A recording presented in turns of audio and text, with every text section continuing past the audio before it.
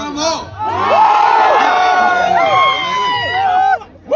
പ്രമോഷനൊക്കെ അവിടെ നിൽക്കട്ടെ പടത്തിന്റെ. നിങ്ങളൊക്കെ ഓക്കെ അല്ലേ? അതായത് നമ്മളിങ്ങനെ സിനിമയുടെ പ്രമോഷന് വേണ്ടിയിട്ട് ഇങ്ങനെ കേട്ടില്ല. ഓ വണക്കം വണക്കം വണക്കം.